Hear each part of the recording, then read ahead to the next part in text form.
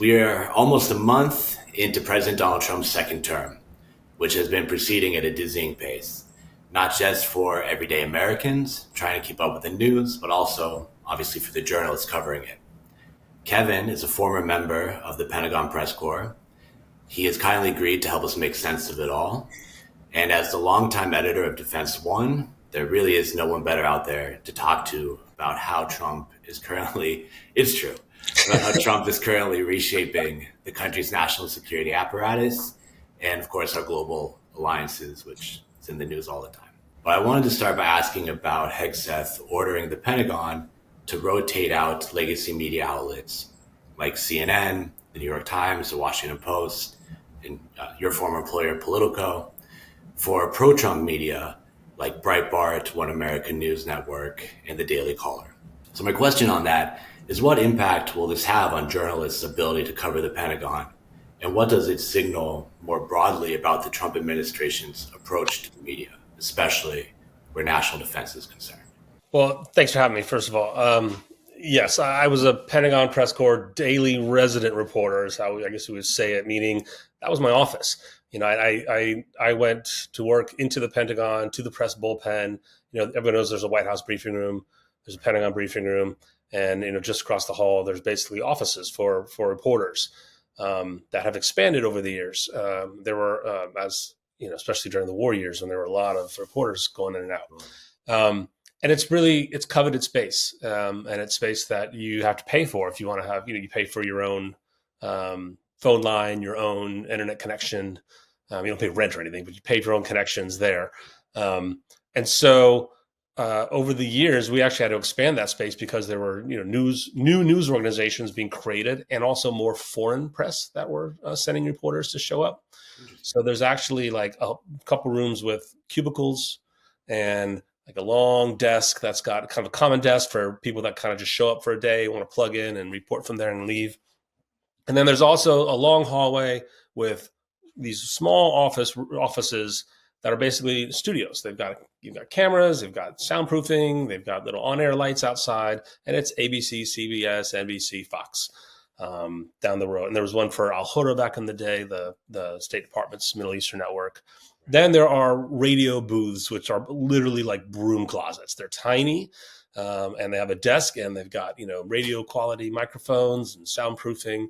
And NPR's got one, and CBS, AP, you know, and Associated Press Radio would kind of split one. I don't remember exactly the current layout. All that to say, there is limited space, sure, and it is coveted. And a lot of the smaller outlets had wanted space like that. So a second office with a much bigger, you know, set of cubicle space had opened up several years back to more than double the space for reporters. What Hegseth orders is, it was presented, I think, you know, deviously as a simple rotation. Going, you know what, we need to bring in some of the right wing press, and it's not fair, so we'll just rotate them out. Right. It's BS, and we know it. Meaning, for like 4 decades or longer, like NBC News, for example, has had a station at the Pentagon. They've had a studio where, imagine if breaking news happens and you're in the briefing room, before the briefing is even over, that reporter might leave the briefing room, walk into the booth, get on air instantly to the world to say, here's what's happening inside the Pentagon. It's very crucial for both the timeliness of getting reporting out and the competitiveness, honestly, for your you know, competing with the other news. You might see the CNN reporter leave, and then quickly you'll see the Fox reporter leave, or someone else to head to their booths to get on air to do it. Also, for filing stories, you have to, you know, if you want to file from the building, you got to file there. If you don't, the Pentagon's in the middle of nowhere in Virginia. You have to, you know, leave the building, get you a car, get to the metro, go back to your bureau, go back to your house, get online. You know, you're losing precious minutes and times and hours. Oh, yeah. So all that to say, that's one thing. Number two is, you can't just swap people out of these booths. Like NBC, it's their cameras, it's their equipment, it's their lines. So there's no like rotating in and out. It's not an easy thing. Like you just plop their person in. It literally is moving it out, moving people in. And if the Pentagon really wanted to expand access to other media, even, I think, non-journalistic propaganda shops, like, as I call them, Newsmax and Breitbart, all you had to do is give them another booth or find more office space. it's just the world's largest office building. It's not like it would be hard to find more office space, especially with Elon Musk coming in to cut so many people. They're not doing that. And it showed too on the first trip abroad with Hegseth, where Breitbart was one of the outlets given a seat on the plane to go overseas. Those are coveted seats. They're limited. And if Breitbart has a seat, that means an actual journalistic outlet does not. So there are real implications for why these are important. On the balance, do you think it'll change the kind of questions day in and day out that are, asked within the Pentagon? It actually changes NBC's ability to collect information.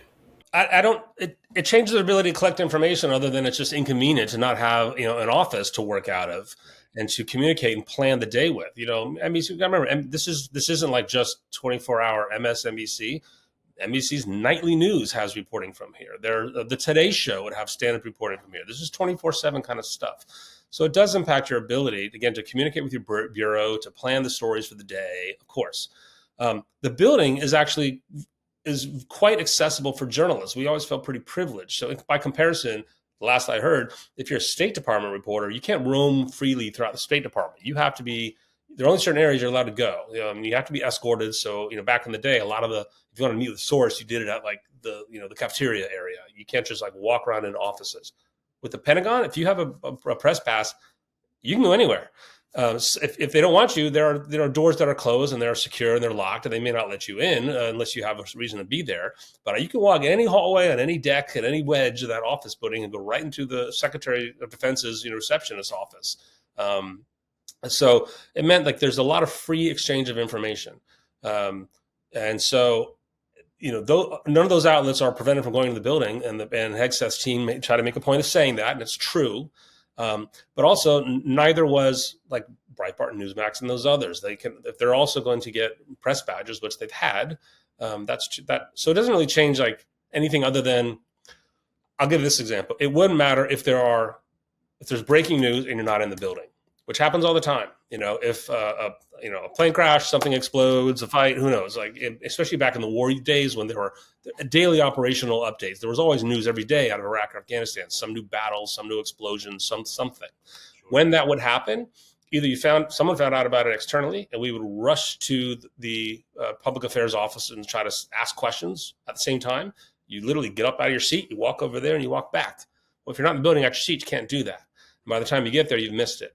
Sometimes there's clarifying moments where a press officer will come to the press bullpen and say, hey, we see what's going on. We heard about the thing also. We're going to let you know. Or they'll give you timing, like press conference is going to be at this time. Get ready. Tell your bureaus. There's a lot of just planning of the news.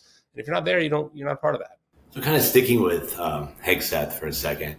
So in many ways, he really represents the different approach Trump has taken this time around to national security. Mm-hmm. In 2017, he put a decorated general in charge of the Pentagon. And now it's, partisan. Mattis, yeah. Yeah, exactly, James Mattis. So far, what do you make of Hegseth, and what do you think kind of the long-term implications of his leadership could be? I think Hegseth is proving to be exactly what people expected of him, which is to be a real, true yes man and believer in President Trump, which is the big difference. And maybe that's not a good or bad thing, if that's what you want out of a SecDef, versus when you appoint a general to that position, you get somebody people assume who is more loyal to the military mission, to the care of the force, maybe somebody who's not as purposely does not want to be involved in the politics of the White House, even though it is a political position. It is a nominated cabinet member, Senate approved. You're not a general when you're in your business suit like Jim Mattis was at a SecDef or as Lloyd Austin.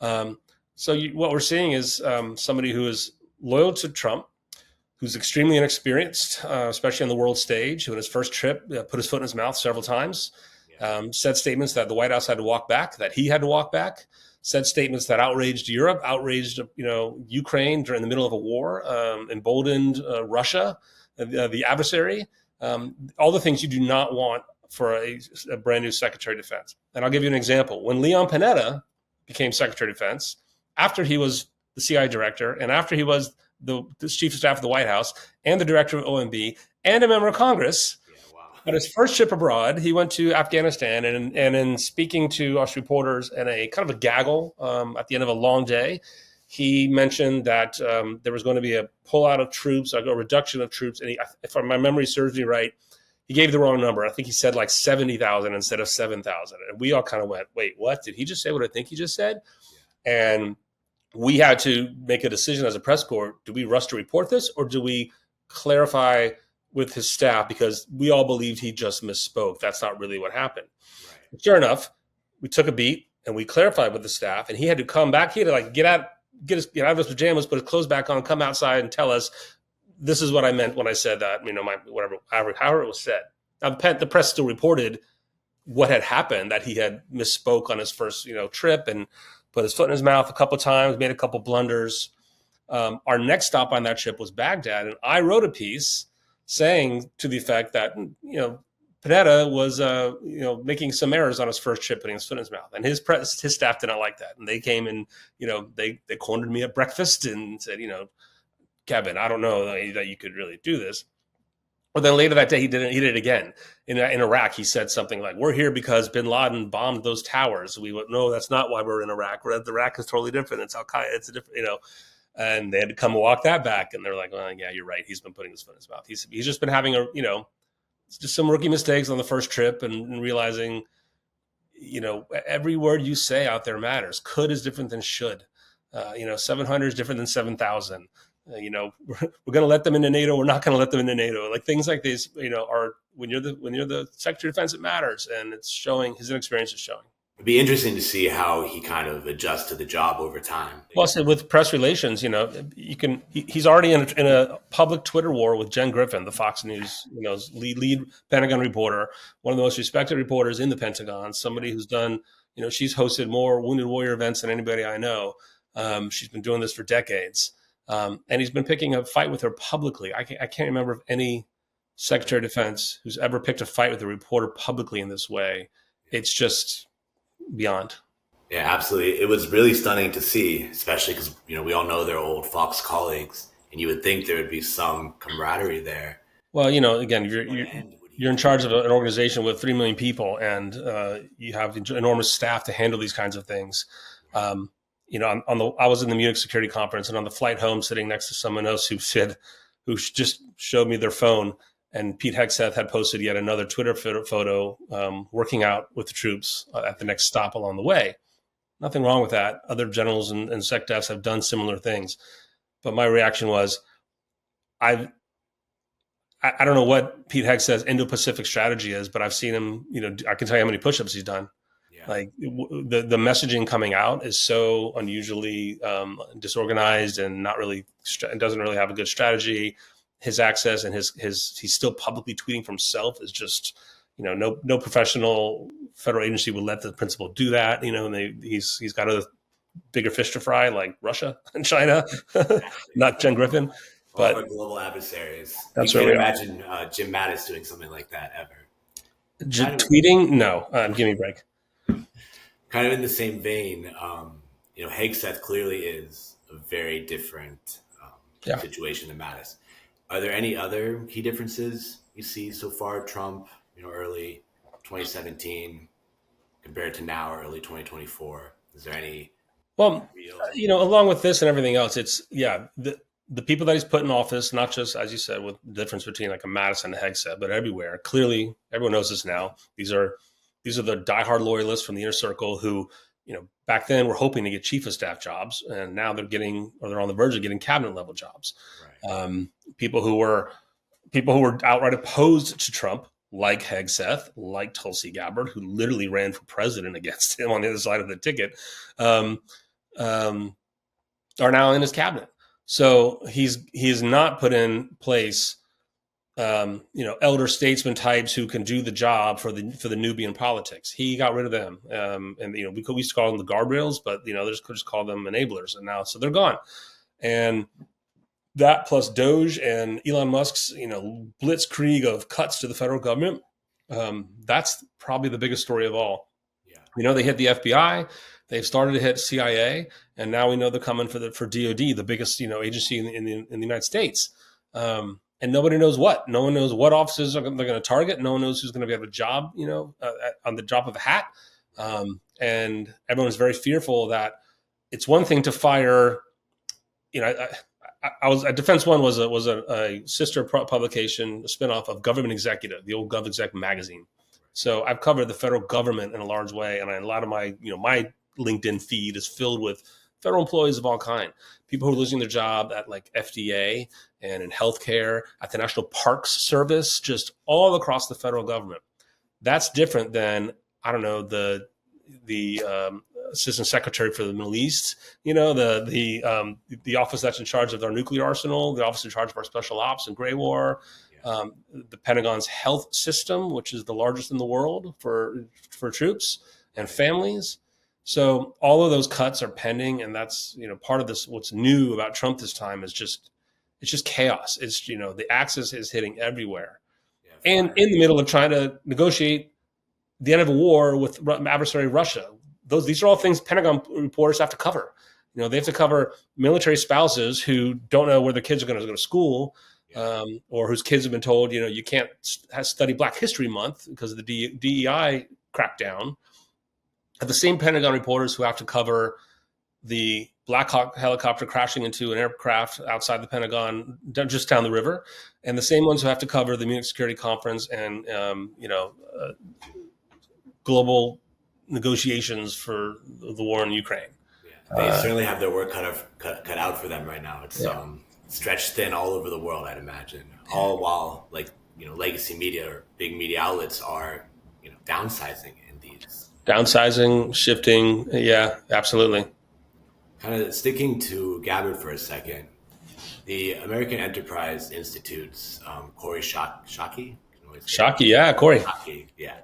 She wrote in the Atlantic over the weekend, not so optimistic appraisal of Gabbard's leadership. She wrote, "The Gabbard is potentially one factor leading American allies, including but not limited to the Five Eyes states, our key allies, to worry about whether they can securely share intelligence with the Trump administration."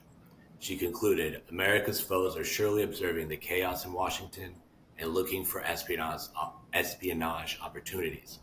They will find them." Do you think Shockey has it right here? Is Gabbard really going to be able to do such an impact so quickly? I think the concern is justified, yes, for all those reasons, similar to Hegseth, but maybe not as pronounced. Now, Tulsi is not just, I call her Tulsi, I knew her for a long time before when she was a member of Congress on the Democrat side, but, now DNI, Tulsi, she's got government experience. She has national security experience, but she's always been a real lone wolf and someone who, I think made her flip from the Democrats to the Republicans and into Trump world, because she was one of these Democrats they were kind of like the far left to the far right was closer than you realize. Her initial story was, as a combat veteran, she had a very, very, very high bar for U.S. intervention abroad. That's it. And that was part of her motivation for lots of the things that the world is outraged about, like going to meet and talk to Assad and try to get the real idea of what really matters and what really doesn't. And a lot of her story has been conflated, and a lot of it isn't, and a lot of it is justified. So the worry that somebody with little to no experience in the intelligence community now overseeing all of the U.S. intelligence agencies, like 13, 17, whatever the number is, in the coordinating body and being privy to it, is worry.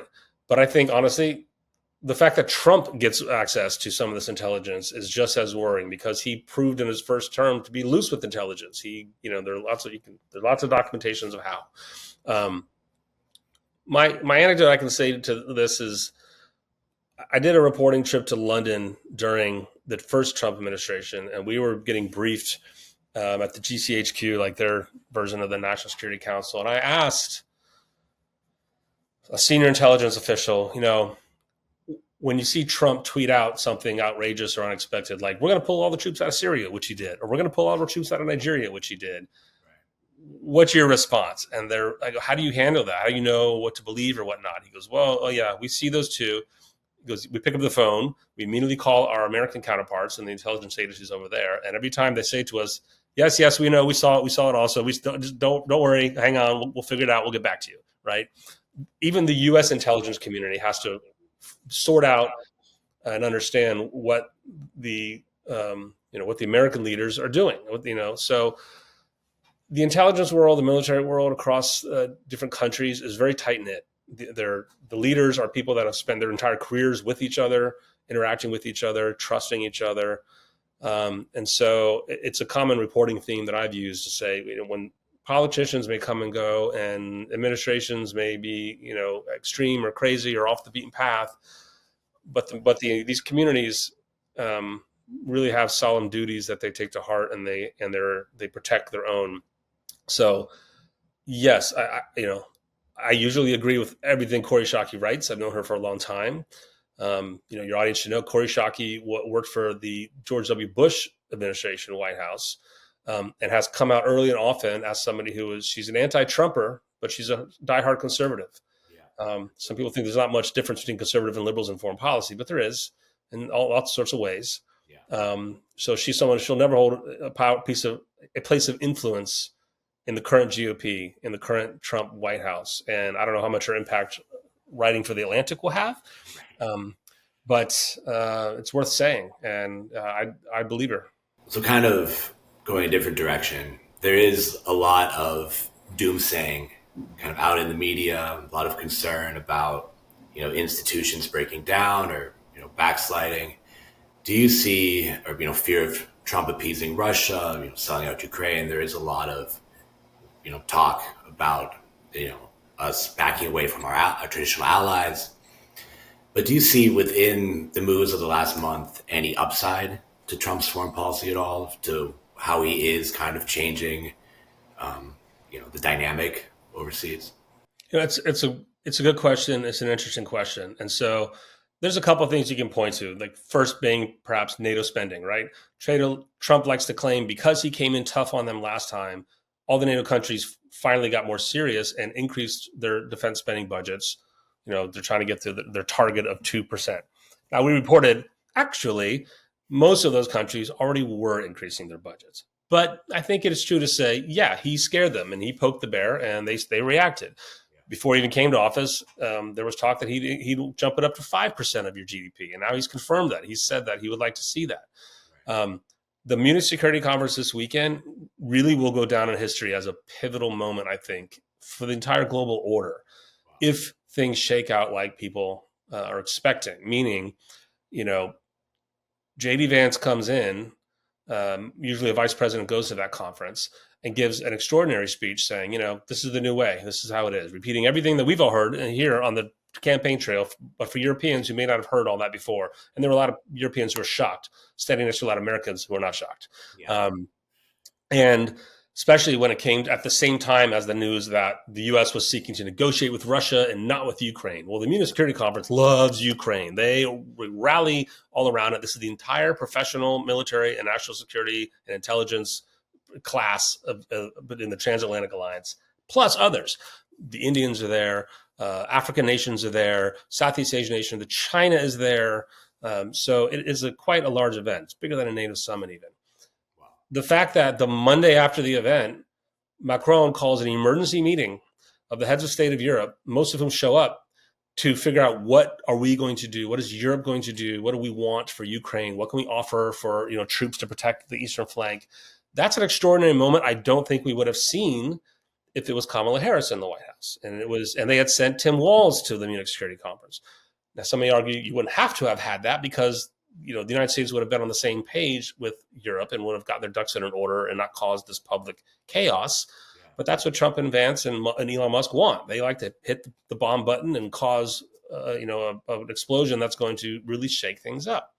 There's a lot of people in our world who think this is long overdue. That Trump is right. The Europeans have been, spending too little and recruiting too little and building a national security workforce, too slowly for the modern times. And now they have a lot of catching up to do. And it's not going to take a year or two, or not going to take 4 years of Trump. It's going to take decades. Being able to build a defense industrial base that defends Europe, things like that. So that's big, yes. And I think also what's enormous, what things that are good or bad. The global South, I know from learning the last few months at a couple events, really sees this differently, and it's worth listening to them. India's foreign minister Jaishankar um, was on a panel this past weekend where he said, look, somebody had presented the idea that, look, we're not in a multipolar world anymore. We're not in a bipolar world. This may be a non-polar world for a while everyone figures out, how to reshape and reorganize. It could be the law of the jungle. Right. And India's response to that was, fine by us. And the Europeans were a little surprised. What do you mean? If the law of the jungle, then there's no rules. And they said, look, at least if we're in the jungle, I know that I can compete too.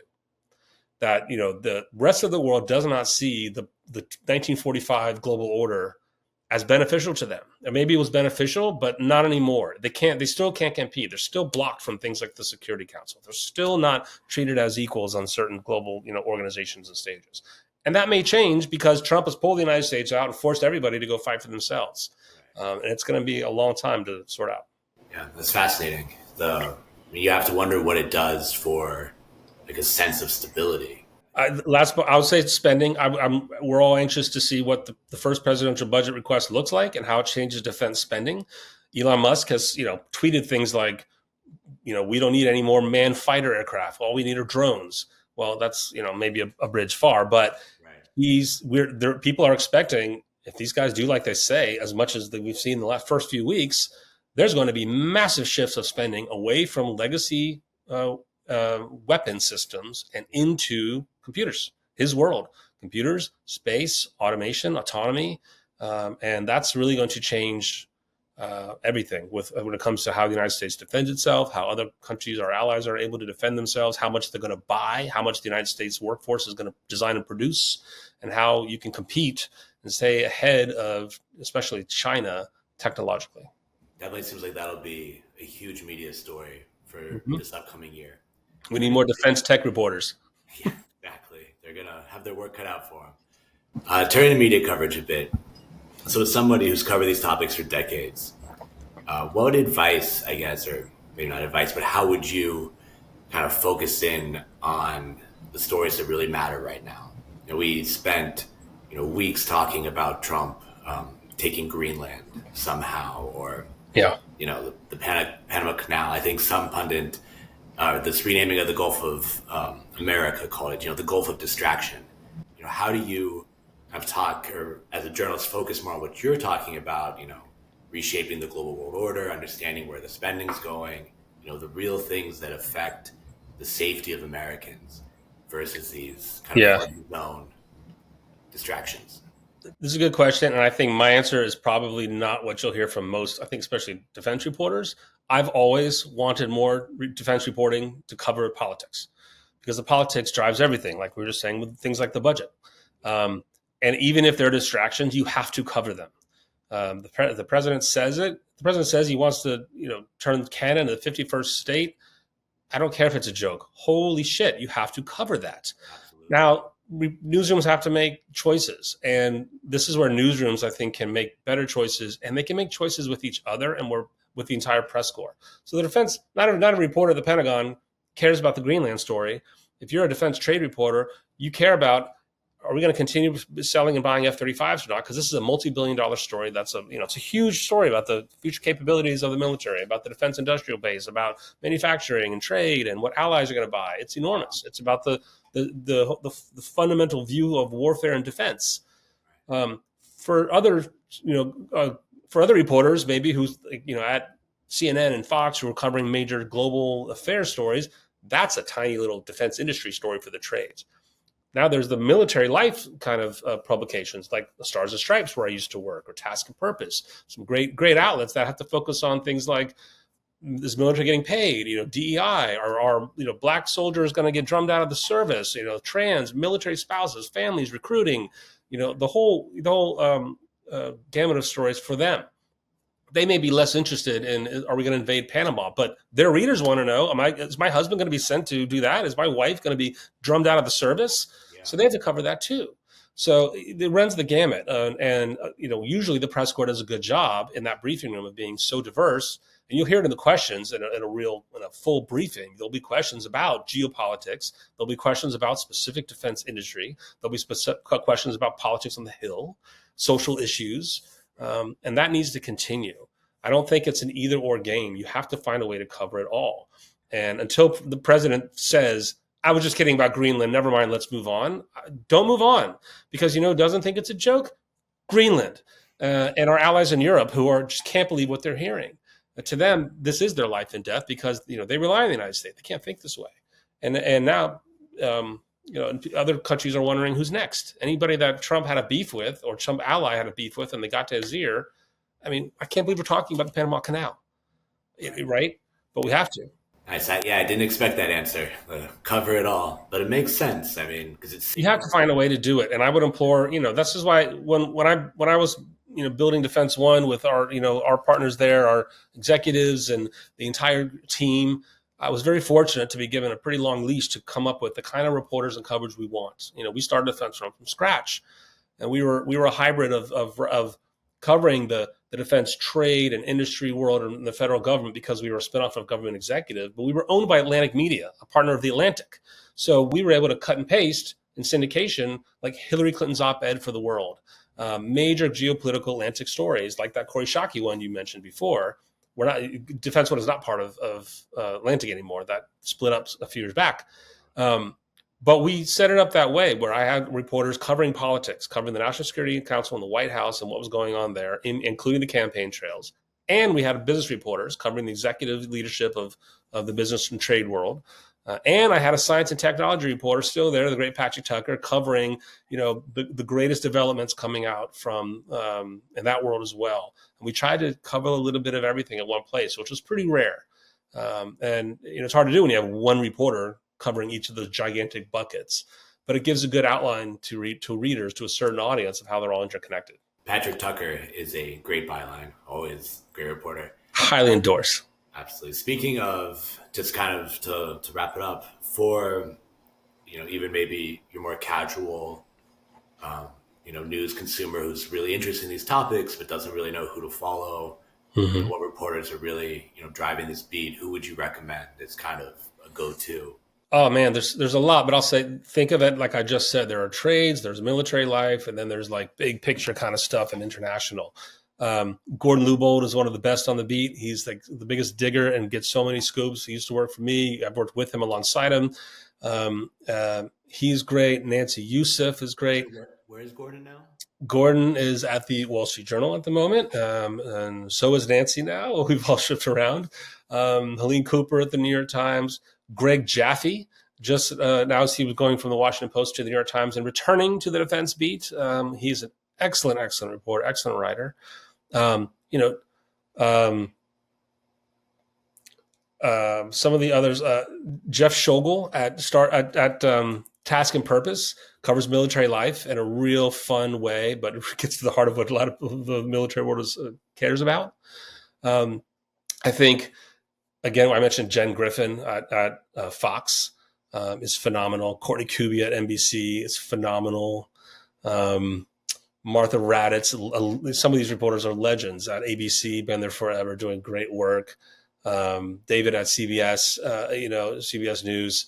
These are reporters who've been doing it for decades, and people that I had the privilege of learning under. The Pentagon beat of reporters, it actually has pretty small amount of turnover. I feel very privileged to have found a foothold into it as a Stars and Stripes reporter, and then worked my way into other organizations for many years. But you never leave the press corps. You just kind of shift desks, and when someone gets moved on, or there's an opening, there's just a little bit of shift and a little bit of turn. But it's a pretty tight-knit group of people. You travel the world with them. They become friends of yours. They become colleagues as you're competing with them. It often felt like, my workspace wasn't the newsroom I worked for. It was the press corps I was working in. And so it's hard to find anybody you don't think is great in that set. Nice. It makes a lot of sense. And there are others. I'm sorry. I'm just thinking off the top of my head. In the way you framed it earlier. Dan Lamothe at the Washington Post. He's indispensable. Definitely. And the way you framed it earlier, I think it's the way you never really conceptualized it, but covering the military, like you are covering a community so much more than just, the geopolitics, but these are millions and millions of lives. I'll leave you with, if I can, when I got on the beat I got into a seat in the building. It was 2008, near the end of when Obama was coming in for the first time. And I had a sense that Obama got elected saying we're going to end the war in Iraq and we're going to plus up in Afghanistan a little bit. But there was a sense like, I missed it. Like I missed the Iraq war. I missed the chance to cover something so monumental. Even the surge in 2006 was kind of starting to die off. And I just thought, well, I guess I'll just cover the retrograde of all the equipment coming back home. It'll be different. And like, boy, was I wrong. It's endless there. But a senior reporter said to me, a couple of things. It takes a good 3 to 5 years of covering the Pentagon to really get sourced up. Wow. And remember, the military is a closed society where you don't get recruited as a general. You work your way up. So I have a buddy who likes to tell people, I knew Lieutenant Colonel Petraeus, long before there was a General Petraeus who commanded the war. And that's true. You meet people on their way up the ranks, and you form relationships up the ranks. And while you're doing that, like I said earlier, the breadth of coverage that you have to work on is just extraordinary. We would do profiles of wounded warriors and interview their families. Then you would do something on military healthcare. Then you would do the congressional budget process, and then you'd have to know the numbers of how many B-2s are being bought and what the individual cost is. Then there would be a missile launch from North Korea, and you'd have to get sourced up on Asia. Then there would be the pivot to China. Then it was back to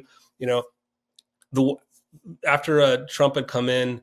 And then it was ISIS was coming back, right? When ISIS was dying, I said, okay, everyone's really focusing on China. This is really changed. And I have a stack of China books that I got for myself. And I'm like, man, I haven't thought about China so deeply since college. I got to get back into this.